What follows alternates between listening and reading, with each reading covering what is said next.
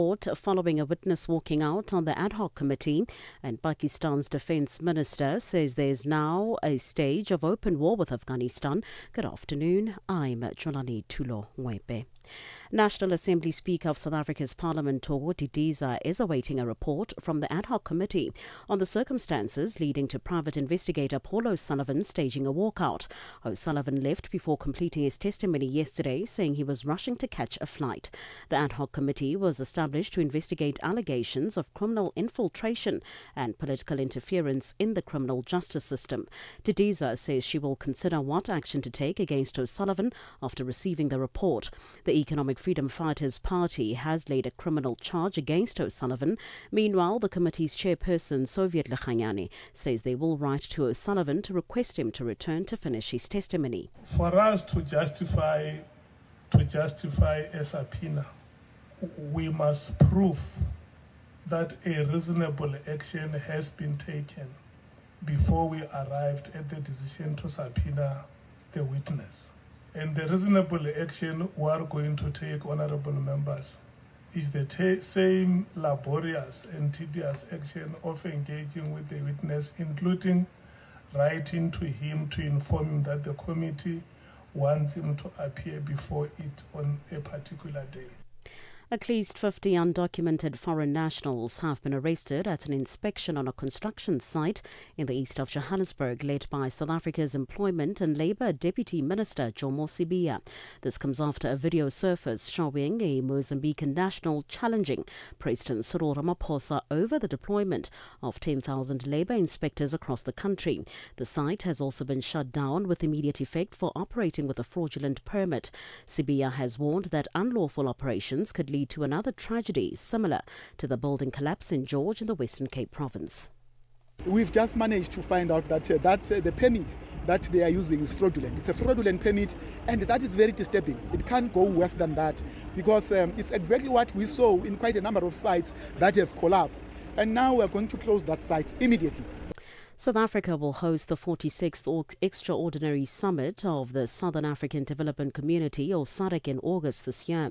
Minister in the Presidency Khumbuzo Ntshavheni made the announcement during a media briefing in the capital, Pretoria. South Africa, as interim chair of the Southern African Development Committee, has started preparations towards the 46th SADC Summit in August 2026 by hosting sectoral meetings. In this regard, South Africa successfully hosted the joint meeting of the Ministers of Health and other ministers responsible for HIV and AIDS within SADC from the 23rd to the 24th of February 2026, with the attendance of the World Health Organization, the UNAIDS, UNDP, UNESCO, UNFPA, and UNICEF representatives.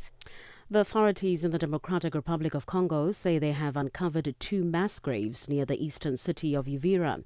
The area was until recently under the control of the M23 armed group. The governor of South Kivu province says at least 171 bodies have been found. The BBC's Richard Cargo has the story. The provincial governor says the victims may have been targeted on suspicion of supporting the army or pro-government militias. Those claims have not been independently verified.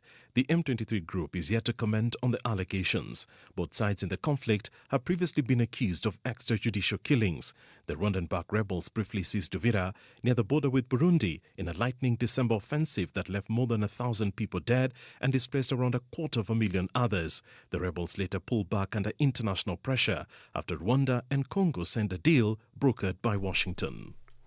Pakistan's defence minister says there is now a stage of open war with Afghanistan after a sharp escalation of the dispute between the two neighbours. Earlier, Pakistani warplanes bombed Kabul and Kandahar, the seat of the Taliban leadership. The BBC's Yamaha Baris reports. Taliban government launched an offensive on Pakistan's military positions along the Durand Line in the eastern parts of Afghanistan. They say it was a response to Pakistan's airstrikes, which were carried out last Sunday and targeted 7 locations inside Afghanistan. Taliban's defense ministry claimed that they have killed 55 Pakistani soldiers, detained some of them alive, destroyed 2 military bases and 19 military posts. Pakistan has also claimed that they have inflicted heavy casualties on Taliban. Recapping the top story this hour, National Assembly Speaker of South Africa's Parliament, Togo Didiza, is awaiting a report from the ad hoc committee on the circumstances leading to private investigator Paul O'Sullivan staging a walkout. O'Sullivan left before completing his testimony yesterday, saying he was rushing to catch a flight. For any news stories you would like to share with us, please do send an email to newsroom@channelafrica.co.za or call us on +27 11714 4459. For Channel Africa News, I'm Jolani Tulo Mwepe. SABC News. The African Perspective. In a sports headline, Springbok winger Kate Lee Arendse is set to return to Japan next season, and Ronaldo buys 25% of shares of the Spanish club. I'll be back with these and other stories at the bottom of the hour.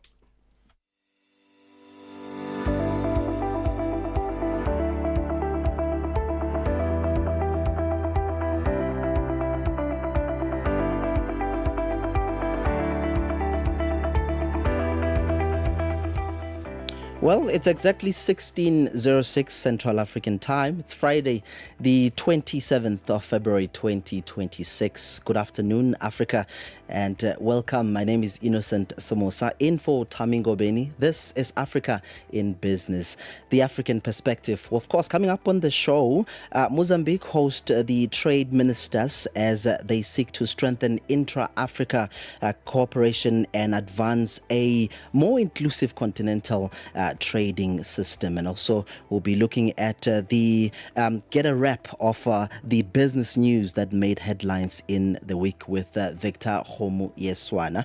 We're live, coming to you live from our studios in Johannesburg, South Africa, as we are on DSTV Audio Bouquet channel 802, on OpenView channel 628, and you can also stream us on www.channelafrica.co.za, as well as the SABC Plus app available on the Google and Apple Play Store. Join the conversation by finding us on X at Channel Africa 1, Facebook at Channel Africa 1, and on Instagram at Channel Africa 1. You can also subscribe to our YouTube at Channel Africa 1. This is Africa in Business on Channel Africa, the African Perspective. Africa in Business on Channel Africa.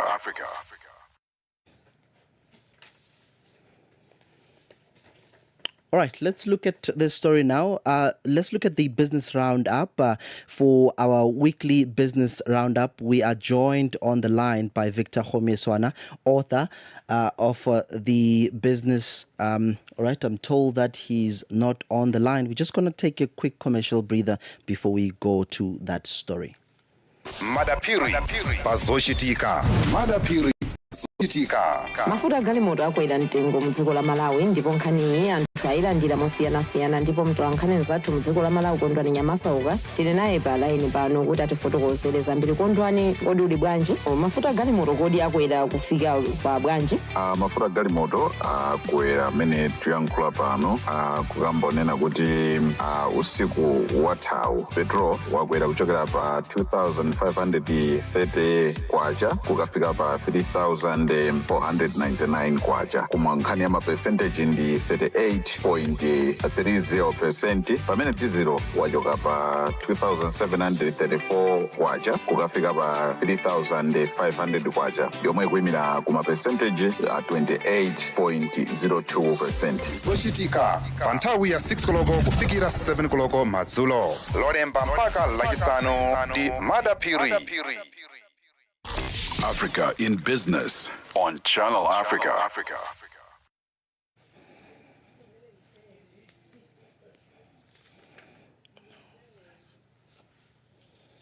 Madapiri Pazoshitika. Madapiri Pazoshitika. Mafuta galimoto akwera mtengo mudziko la Malawi, ndipo nkhani anthu ayilandira mosiyanasiyana, ndipo mtolankhani nzathu mudziko la Malawi Kondwani Nyamasauka tili naye pa laini pano kuti atifotokozere zambiri. Kondwani, kodi uli bwanji? Mafuta galimoto kodi akwera kufika pa bwanji? Mafuta galimoto akwera amene tuyankhula pano kukambonena kuti usiku wathawu petrol wakwera kuchokera pa 2,530 230 kwacha kukafika pa 3,499 kwacha. Kuma nkhani ya mapercentage ndi 38.30%. Pamene dizilo wachoka pa 2,734 kwacha kukafika pa 3,500 kwacha. Yomwe kuimira kuma percentage a 28.02%. zochitika pa nthawi ya 6 koloko kufikira 7 koloko madzulo lolemba mpaka lachisanu ndi Madapiri. Africa in Business on Channel Africa. All right, for our weekly business roundup, we are joined on the line by Victor Homieswana, author of Africa is Open for Business and Africa Bounces Back. Victor is also the Executive Director for Marketing and Communication at the University of Limpopo. Ntate Homieswana Towe. Innocent.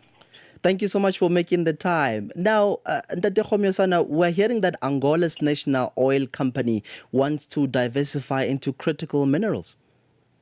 Sonangol. It's called Sonangol. It's a very, the stories around it have been amazing and intriguing because in the days of the late President José Eduardo dos Santos, the predecessor of the current president, the Dos Santos family was effectively an aristocracy, there was the daughter who was at the time Africa's richest woman, Isabel dos Santos, was president of that, was chairman of that structure.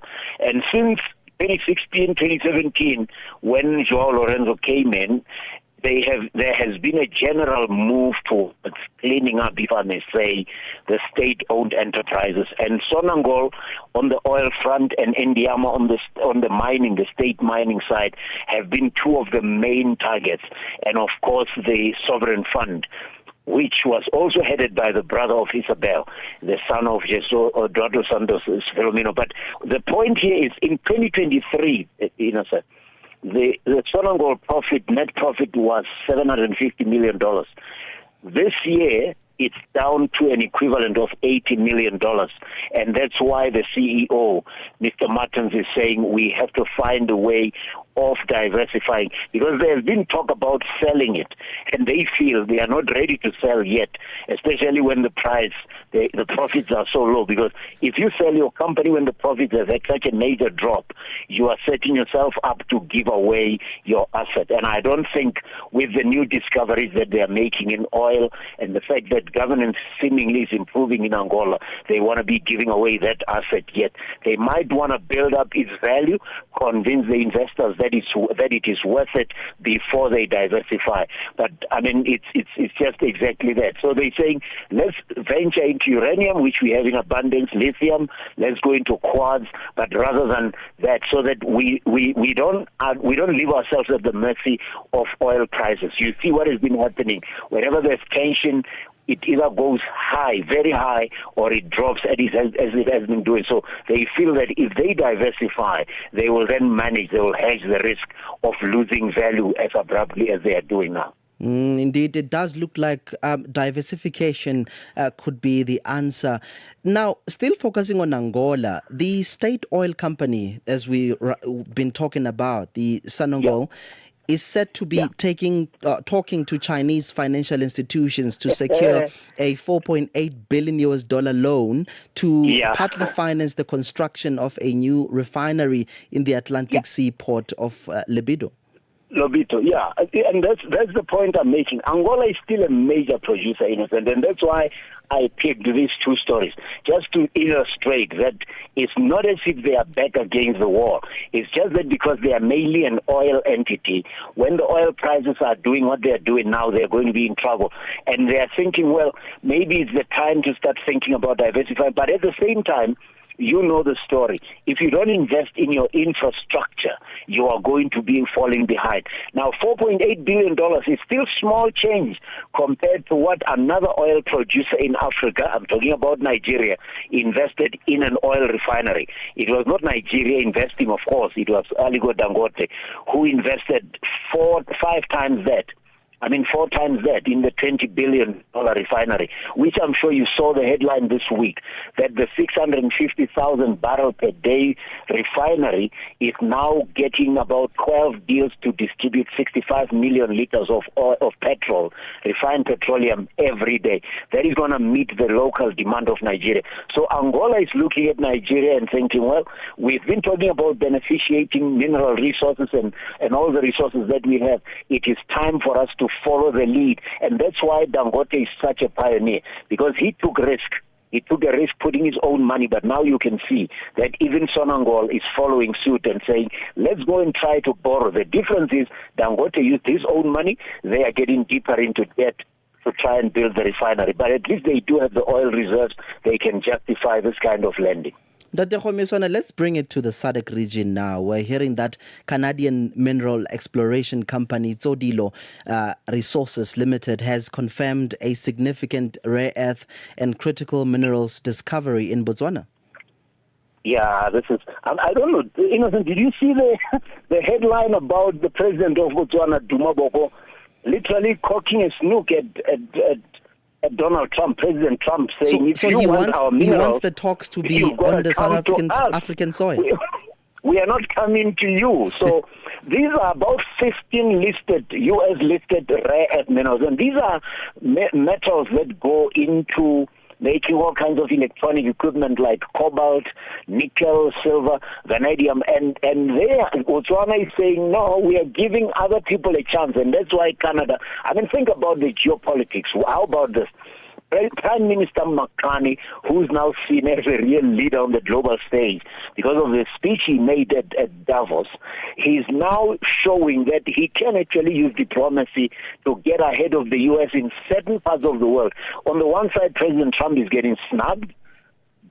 President Boko saying, come to me if you want me. But at the same time, this Canadian company is getting a deal that could actually make Canada a supplier of the U.S. when it comes to those minerals they need for their companies like Apple, Hewlett-Packard, all these Silicon Valley companies that are manufacturing this. This is a major coup if it happens, in a sense, because it puts Canada ahead of the U.S. in a country like Botswana that is a very rich, mineral-rich economy. Again, showing a move from gold and diamonds, the traditional precious metals, to much more rare earths that are out of the Industrial Revolution, which is about building capacity in the ICT sector. It's interesting because I thought Botswana and America, they are aligned with policies. It's interesting now that we're seeing Boko standing up for his country. But let's change They are, but Innocent, it's hard to stay loyal to a country that's run by somebody as unpredictable and as erratic as Donny. Indeed.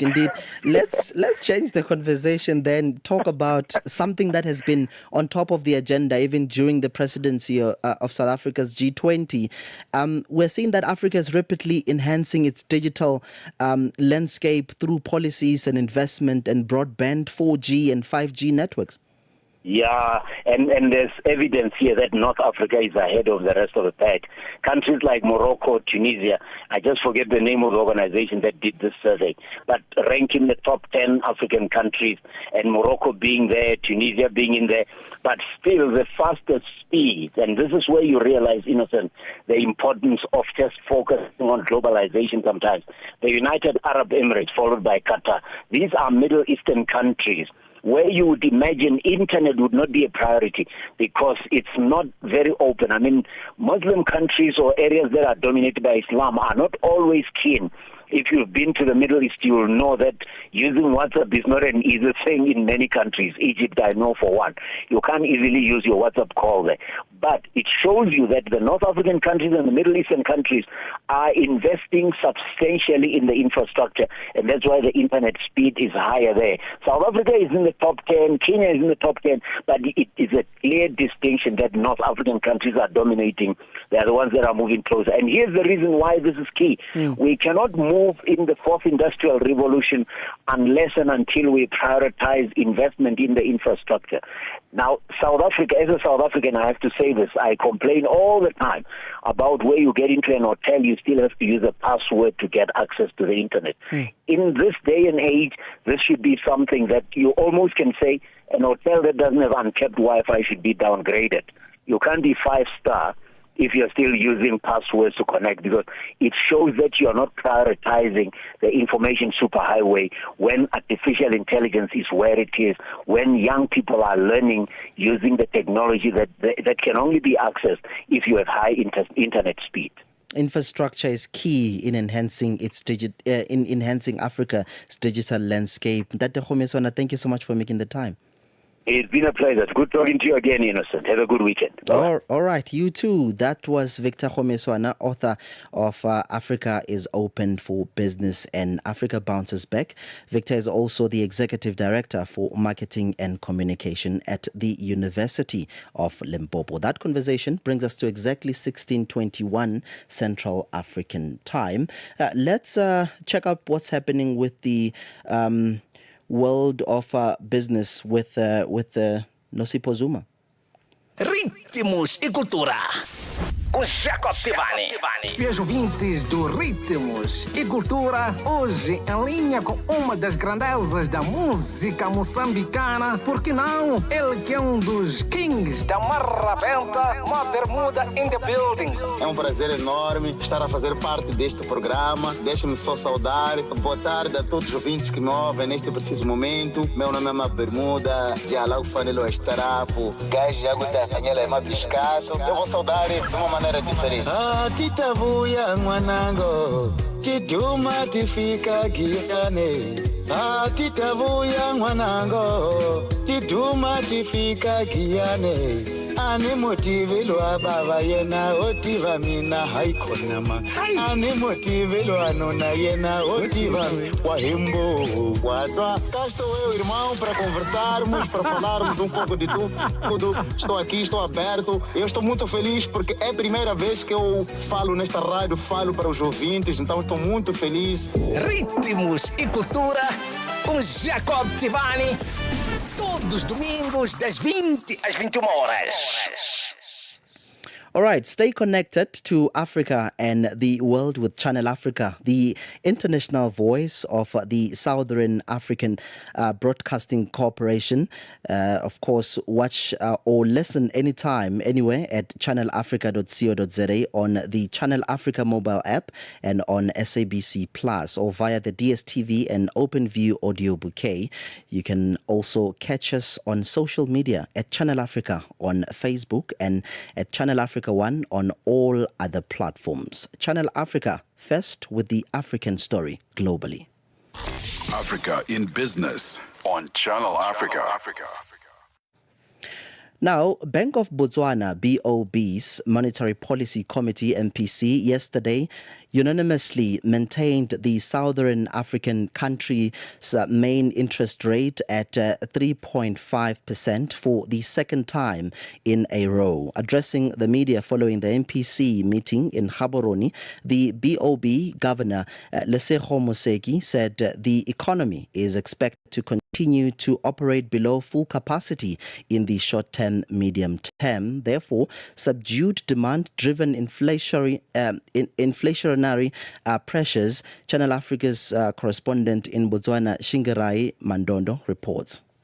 According to Statistics Botswana, the neighboring country statistical agents, headline inflation increased slightly from 3.9% in December 2025 to 4.1% in January 2026, remaining within the medium-term objective range of 3 to 6%. Lesego Moseki, Botswana's central bank governor, attributed the slight increase to a push up in prices for food and health services. The increase in inflation was attributable to a higher rate of price increases for food and health services. The Monetary Policy Committee forecast inflation to increase into the medium term, averaging 4.5% in 2026 and 4.7% in 2027. Botswana's healthcare system, which was largely funded from diamond sales, is in dire straits due to shortage of critical medicines and equipment, a development that resulted in higher price rates for health services. Although President Duma Boko declared a 3-month national public health emergency in August last year, the situation has grown from bad to worse in the public health facilities. It is against this backdrop that Mseki has summed up that there is a greater risk of inflation growing at a faster rate than anticipated by Statistics Botswana due to other factors like increases in electricity tariffs and transport fares. Overall, there's a greater risk of inflation being higher than currently projected, mainly due to the proposed increases in electricity tariffs by the Botswana Power Corporation in April 2026, which would have a notable inflationary impact if it materializes. The anticipated increase in public transport fares is also expected to be inflationary. In addition, the outbreak of the foot and mouth disease in Botswana in January 2026 and the resultant disease management measures through livestock movement and slaughter restrictions, albeit the recent easing to allow for abattoir slaughtering mainly, may lead to higher food inflation. Despite the headwinds, Museki is however optimistic that the economy is expected to recover in 2026 with a projected 3.1% growth. He said the recovery is anticipated to be driven primarily by expected stronger performance in non-mining sectors, supported by the effective implementation of economic diversification initiatives under the 12th National Development Plan NDP 12 and the Botswana Economic Transformation Plan BTEP. According to the General 2026 International Monetary Fund World Economic Outlook Update, global economic growth is expected to remain subdued at 3.3% in 2026, unchanged from 2025. Reporting for Channel Africa in Gaborone, Botswana, this is Ashingire Madondo. All right. This week, Finance Minister Enoch Godongwana tabled the 2026 national budget in Cape Town, South Africa. The budget has been broadly welcomed, largely due to the Treasury's decision to pivot away from further taxing an already strained public. According to the Treasury, improved revenue collection allowed the government to scrap 20 billion rands in previously planned tax hikes. National Treasury Director General Dr. Duncan Peterse says they remain sensitive to the pressure on the private sector. Notando Magudulela reports. While Finance Minister Enoch Godongwana scrapped billions in planned tax increases, thanks to higher revenue, consumers were not entirely spared as sin taxes continue to climb. Speaking at the Momentum post-budget breakfast in Cape Town, National Treasury Director General Dr. Duncan Peterse says while the relief is welcome, Treasury is closely monitoring the tax burden on both households and business. The idea that both corporate and households are quite overburdened from a tax perspective, and you can see it in our tax to GDP ratio, is something that we are very sensitive to and something that we continue to monitor. And I think the combined impact of the tax announcements that we made on Wednesday, I think goes a long way to addressing some of that. Godongwana announced that the social relief grant will be kept at 370 Rand, while all other social grants will be adjusted come 1 April 2026. However, Treasury says social grant fraud continues to be a concern. Peterse explains. Our main concern at this stage is the individuals that are accessing social grants that shouldn't be. And we've already identified around 3 billion rands in savings over the next few years, and we think that there's more there as we ensure that we do proper verification. And once we start tightening up the social grant system and eliminate social grant fraud, I think that also gives us an opportunity to revisit some of these social grants, their levels, and also potentially look into other areas of spending that require support. The debate around a universal basic income grant also continues. When asked about the basic flat income support, Peterse warned that such a move could dilute the effectiveness of the current targeted support system. With a basic flat income support of any sort, is one, it is very sensitive to what happens with beneficiary numbers over time, as well as inflation, although that's less of a problem now that inflation is well anchored. And of course, if you do that, you lose the targeting effect of some of the current grants. So the benefits that we're seeing in terms of the research that has been done on the impacts of the child support grant and the old age pension grant from a targeting perspective, a lot of that will be lost. Notsando Makutulela in Johannesburg.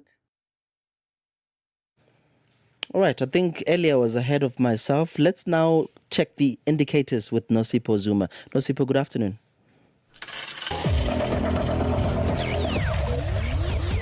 Business News on Channel Africa. The African Perspective. Thank you, Ina. Good afternoon. In your business indicators, the SAWA, $1 is trading at 15 Rand 89 in South Africa. In Botswana is trading at 12 Pula 99. In Namibia, it is trading at 15 Namibian dollars 89. The Zambian kwacha is trading at 18 kwacha 74 to the US dollar. In Kenya, the dollar is trading at 128 shilling 27. In Ethiopia, it is trading at 155 biro 7. In Uganda, it is trading at 3,000 shilling 572. In Tanzania, it is trading at 2,000 shilling 545. $1 in Nigeria is trading at 1,000 naira 352. In Egypt, the dollar is trading at 47 Egyptian pound 90. In Tunisia, it is trading at 2 dinar 86. In Algeria, it is trading at 129 dinar. In Morocco, the dollar will cost you 9 dirham 07. In Angola, the dollar is trading at 912 kwanza, while the Congolese franc is trading at 2,120 to the US dollar. Looking at commodities, gold is trading at $5,184 and platinum at $2,356 per ounce. The price of Brent crude oil is at $72.32 a barrel. Now, for any stories you would like to share with us, please send an email to newsroom@channelafrica.co.za or call us on +27 11 714 4459. For Channel Africa Business, I'm Nosipo Zuma.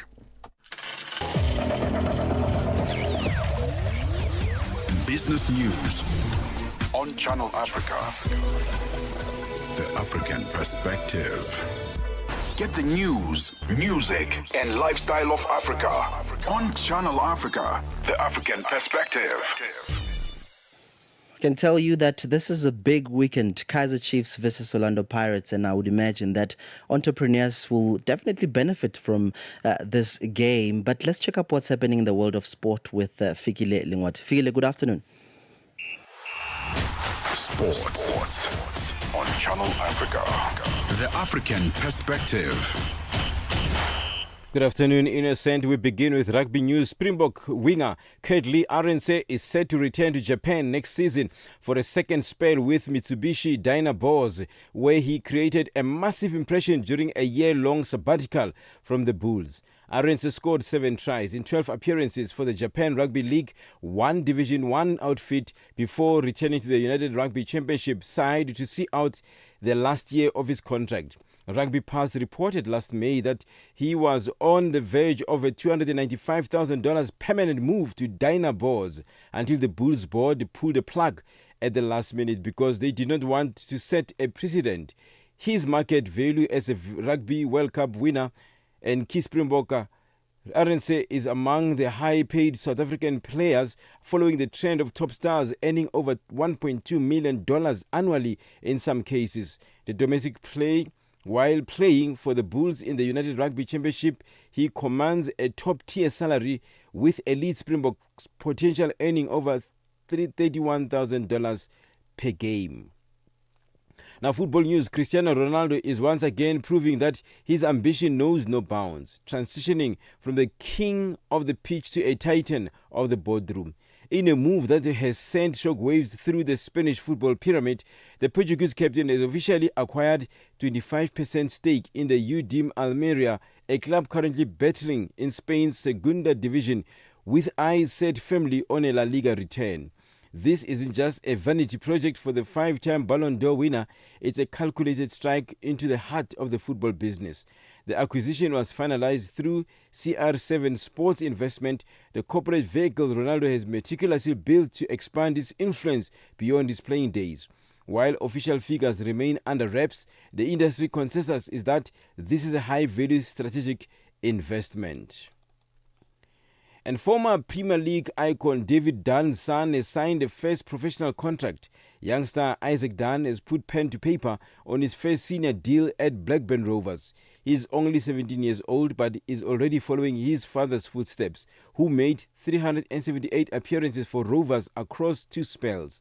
17-year-old Blackburn Rovers midfielder Dunn signed his first professional contract with the club in February 2026. Reports indicate he's on a wage of $305 per week.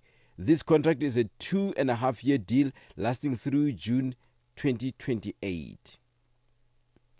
Now, it's Sports Pesa investment $144,000 into the 2026 Magical Kenya Open, the MKO, becoming the tournament's exclusive betting partner. The sponsorship marked the company's first entry into the professional golf, boosting prize money, infrastructure, and Kenya's international profile. The 57th edition of the MKO, an official DP World Tour event, featured 44 golfers from more than 25 countries competing for a $2.4 million prize purse. Sports Pesa's sponsorship provided exclusive betting rights and funding that supported tournament logistics, media coverage, player hospitality, and the overall quality of the event. And we end with the South African Open Championship, which is one of the only 4 DP World Tour co-sanctioned tournament on the Sunshine Tour schedule and the second oldest national open in the world after the Open Championship. It is now 115th year. The 4th day tournament is played over 72 holes, showcasing 156 pro golfers. The Investec SA Open Championship offers a significant minimum prize purse of $1.5 million. Add to that the $100,000 Order of Merit prize that runs throughout the first season of the DP World Tour, and the stars have a lot to play for. The leaders of this Order of Merit will also receive an invite to the first Rolex event of the following season. For any sports stories you'd like to share with us, please send an email to newsroom@channelafrica.co.za or call us on +2711 714 4459. This is Channel Africa Sport with me, Figure Nwati. Sports on Channel Africa. The African perspective. Africa at Play with Neto and ETO Chemane. Lelinhle, talk to us about your relationship with your father, Coach Pitso. What is this one thing that he said to you that is still stuck at the top of your head? Coach Pitso and our mom, Moira Tlhagale, have always told us that whatever we do in life, we must do it to the best of our abilities and, represent our family well. But the big thing is do what you love and do it with all the passion that you have. And I think we see it in both their work. I mean, my mom has done a really good job with placing Coach Pitso in different clubs around the world, and she's negotiated contracts, and she's showing that as a woman you can also do work that is seen, and you can also get respect from men in a male-dominated space. And I think my dad has also shown that you must never underestimate the Black African man. Lelinhle Mosimane, a South African communications and digital media professional. Lelinhle is also a daughter to a great mentor when it comes to the game of football, Coach Jingle Mosimane. Live every Saturday and Sunday from 2 to 5 p.m. Stay connected to Africa and the world with Channel Africa, the international voice of the Southern African Broadcasting Corporation. Watch or listen anytime, anyway, at channelafrica.co.za, on the Channel Africa mobile app and on SABC Plus, or via the DSTV and OpenView audio bouquet. You can also catch us on social media at Channel Africa on Facebook and at Channel Africa 1 on all other platforms. Channel Africa, first with the African story globally. Africa in Business on Channel Africa. All right. The National Union of Metal Workers of South Africa says they will continue to monitor the retrieval process of the 5 trapped men at the Ekapa Minerals shaft, this amidst a looming liquidation process. In a statement, the mine says the decision to liquidate followed careful assessment and that it cannot continue to meet its financial obligations given the prolonged global diamonds market downturn turn, exacerbated by the recent tragic incident. Now, the mine has since halted all mine activities at Ekapa in Kimberley in the Northern Cape province. Karabo Siyoko has more. Workers camped outside Ikapa mine waiting for answers regarding their sudden dismissal. They say the liquidation came as a shock and that the mine did not prepare them of this decision. About 1,000 miners are left without jobs and without salaries. The miners say this left them stranded with their hands tied because they cannot boycott, as it will hamper the retrieval efforts of their 5 trapped colleagues underground. They didn't get paid. The only thing that they did on Monday, they gave us pay slips. Then we were hoping, okay, it's fine. When you get pay slip, which means you're going to get paid. So we didn't get paid. I'm broke. I don't have money. I have to pay rent. I have to buy groceries, pay school fees. Now everything is stopped. Debit orders are bouncing back. We were not told earlier that this is going to happen. Find ourselves in this situation, of which now there's a meeting that currently taking place, whereby we only ask our payments so that we can get paid. We pay the rents, we pay the debtor. Currently, we can't express our feelings, and there's nothing that we can do since we have our colleagues down there underground. We can't even boycott, because immediately we boycott, then we stop everything. Then the rescue of those people underground, then it has to stop. NUMSA met with the mine management, saying the retrieval of the trapped miners remain a priority.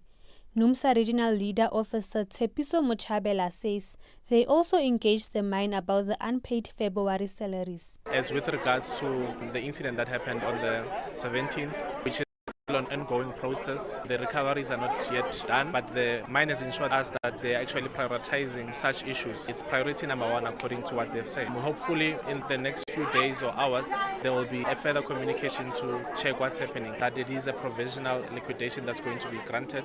If it can be granted on Tuesday, then after that we'll then have an opportunity, us as a union, to also respond to the documents that were filed in court. On Sunday, NUMSA will have a mass meeting with its members to discuss a way forward, while Ikapa Mineral is also expected to file their liquidation in court next week Tuesday. I am Karabo Siyoko in Kimberley. Well, if you just joined us, we are on, this is Africa in Business on Channel Africa, the African perspective. The time is exactly 16:42 Central African time. Now, Mozambique is hosting African ministers of trade in Maputo for high-level talks amid at strengthening intra-African cooperation and advancing a more inclusive continental trading system. Now, the meeting is expected to adopt the Maputo Ministerial Declaration, seeks to align Africa's trade priorities, boost the continent's collective voice in global negotiations, and drive sustainable development and industrialization. Let's expand the conversation now with the economist, Dr. Dias Wilker, who is joining us on the line. Dr. Wilker, thank you so much for making the time. Thank you so much for that opportunity. Indeed, we really appreciate it. Now, maybe perhaps let me begin the conversation, framing the conversation by asking you, what is the broader economic significance of the expected Maputo Ministerial Declaration for African trade integration? Yes, so it's a very good opportunity for our continent and for our country in particular at this moment. One that no reason to say is to keep the focus to the economic and promotion the industrialization, sustainable to reduce the fees during the international commerce or inter-African contest and commerce here in the Africa continent. So one important thing I need to say it. It's the other type of thing. It's to try to create more potentials in our border during the commercial transitions on this year. So it's very important, and we have so many expectations to try to have the final concerns during this process here in Maputo in particular. Dr. Dias, it's important to also note that this comes at a time of global trade fragmentation. In your view, how important it is for Africa, for African continents, African nations to present a unified voice in international trade negotiations? So it's I said the most part of the time it's very late. We said most part of the time it's late, a little bit late, but we have time for this because we need to unify our forces. We need to develop more the our relations or commercial relations because I said most part of the time in Africa we have so many potentials, and if we make the trade with more collaboration with the all countries across the continent, maybe we have a more powers, economic power, not only in our countries, but I think in the one African perspective to try to discuss face to face with the other actors. And when I said with other actors, I look, for example, to American continent, I look for the Europe, I look to the Asia and the other different actors of the international relations. Because the most part of the time, I feel the cooperations during this whole process is to Africa or the African countries to the continent. It's other continents like European continent and not with our countries. So it's a very important topic to set on the final subject. It's very important to keep that collaboration to develop our industries, our economy, because I think the other continent don't give the enough power to try to have what we need at this moment. Indeed, important topic indeed, Dr. Diaz, when you talk about strengthening collaboration in the continent. But a big talking point has been that of the fact that we don't want this to just be a talk shop. It should be followed by timelines that are not empty. But how can this meeting practically strengthen intra-African trade under the framework like the Africa Continental Free Trade Area?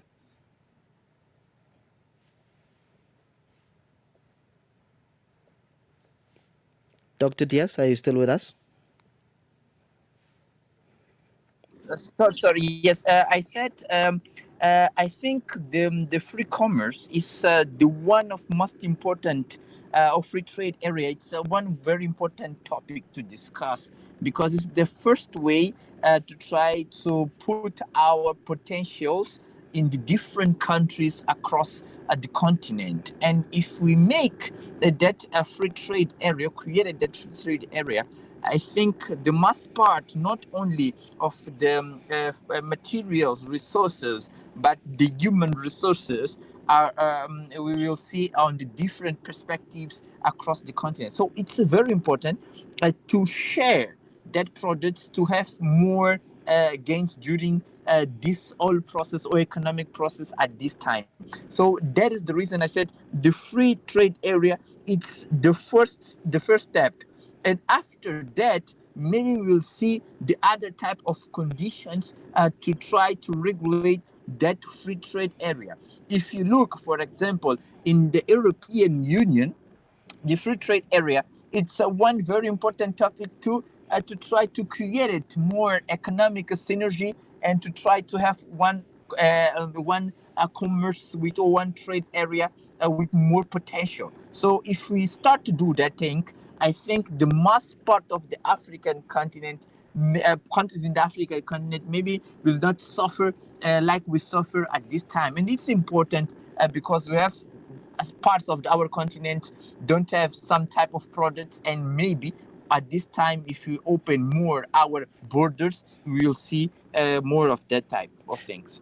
Dr. Diaz, what must African governments do then to ensure that an inclusive trading system translate into real benefits for small businesses on the ground, women and youth across the continent? Sorry, can you repeat the question? Sorry. Mm-hmm.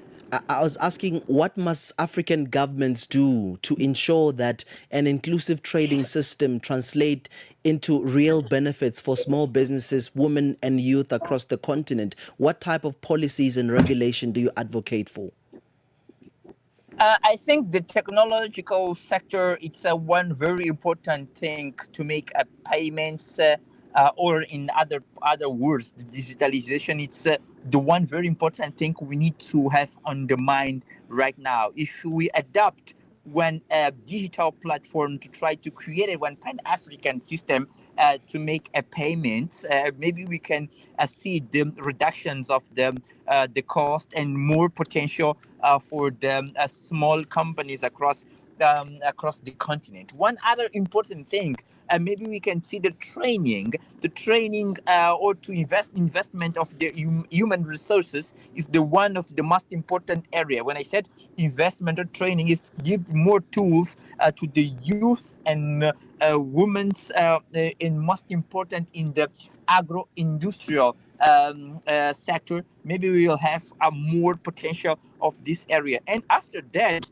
maybe we can see the inclusion of them and the youth and the women on the from the informal sector to try to have a more potential or more social protection during this whole process. And I think the last, on my opinion, and I think it's not less important, it's to create it more infrastructures. When I said infrastructure, I look to the big to make more investment to the industry and to the transports to create it more the best roads in the different perspectives and etc. So I think that is the basic things we can implement it at this time or at this moment. And we have the free trade and etc. It's the one other topics we can put on the mind right now.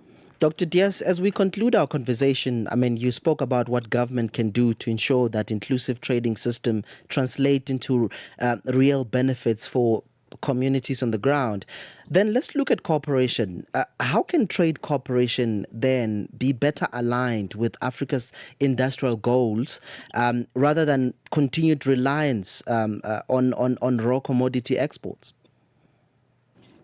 So I think we look for first to our region, to the SADC region. We have one good cooperation system, but I think we need to do more, and we have that potential to do more in our borders. So the borders, to control the border, is the one important thing we can start to discuss.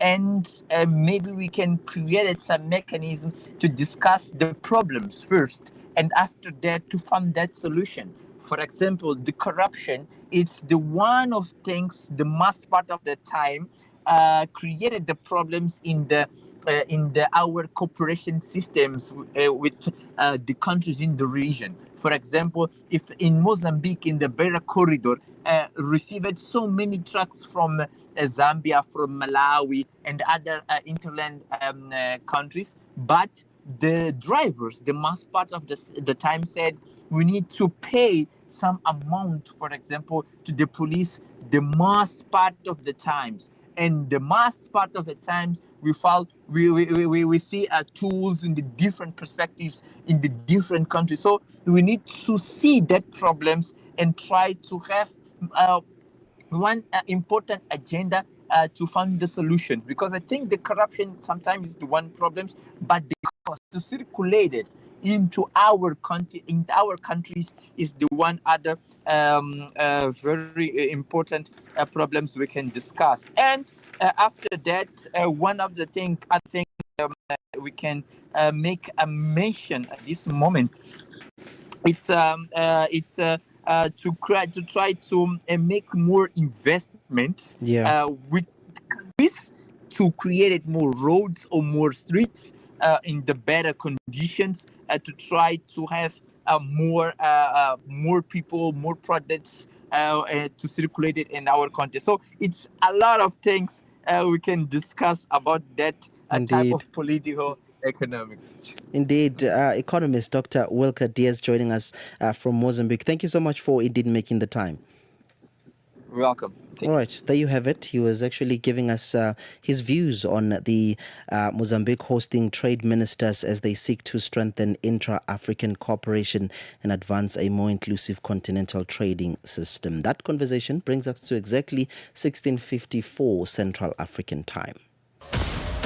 Channel Africa is moving with the times, and so is our WhatsApp line. We've changed our WhatsApp number, making it even easier for you to stay connected. Send us your voice notes, comments, shout outs, and song requests to our new WhatsApp number, +27 83 288 6684. That's +27 83 288 6684. Save it, share it, and stay in the conversation. Channel Africa, the African perspective. Africa in Business on Channel Africa. All right, the National Consumer Commission, NCC, in South Africa has revealed that it will be investigating 9 suppliers of sanitary pads that millions of South African women and girls use monthly. The announcement comes amid a recent study conducted by the University of the Free State revealing that certain sanitary pads and panty liners may contain harmful endocrine disrupting chemicals. These chemicals are said to be linked to health complications such as hormonal imbalance, infertility, and of course endometriosis and cancer. Thami Ngubeni reports. Various sectors across South Africa have responded with disappointment at the recent findings of the University of Free State UFS study. The study found that certain sanitary pads and panty liners may contain harmful endocrine disrupting chemicals, EDCs, such as parabens, phthalates, and bisphenols. The EDCs are linked to health complications such as hormonal imbalance, infertility, endometriosis, and cancer. Millions of South African women and girls use these products monthly. Head of UFS Chemistry Department, Professor Dion Fisser, has cautioned against false claims and advised consumers to make safe choices. That still is the main aim of our study. And we can't now go and take disposable sanitary pads totally away from the market, or because they have some levels of dangerous chemicals, because then you're keeping children off school desks. They're not going to be behind school. We can't do that. We must also keep in mind that there's another side to this whole challenge that we have, is that there's no water in some places. So if you are using a reusable, how do you wash it? Founder of Team Free Sanitary Pads, a movement in South Africa aimed at promoting menstrual health rights and address the stigma surrounding menstruation, Nokuzola Ndwande, says the findings support what they have been saying for so long. It was a sigh of relief because we had this information for a very long time by international researchers. I mean, I've been educating young girls and women on the content contained in the menstrual products and the chemicals and the toxic dioxins that are found in menstrual products since way back from 2023. However, it's the first time we've had the actual research being conducted locally in our country, and also with the specified brands being listed and actually publicized to inform the public of what we've been actually preaching and educating young girls and women, especially in rural communities and in schools. In response to these findings, the country's National Competition Commission, NCC, has launched an investigation. NCC Acting Commissioner Hardin Ratsisusu says the NCC has initiated an investigation against the suppliers whose products were mentioned in the findings of the study. The National Consumer Commission has initiated an investigation against 9 suppliers of sanitary pads. These suppliers include suppliers of Cortex, Always, WeFlow, Stay Free, Lillet's, and other brands. The investigation aims to review and assess the compliance of these suppliers with the provisions of the Consumer Protection Act, particularly those that deal with the quality of goods that should be supplied to the market. Ratsi Susu says the findings of the study are concerning, with the affected suppliers to be given an opportunity to give their input. All right, that brings us to the end of today's edition of Africa in Business on Channel Africa. Thank you for joining us as we unpack the trends and deals and the decisions shaping Africa's economic future. Remember, the continent's growth story is still being written and will continue to bring you the insights behind the headlines. From me, Innocent Samosa, and the entire team, have a productive evening and keep building Africa's tomorrow. Bye-bye.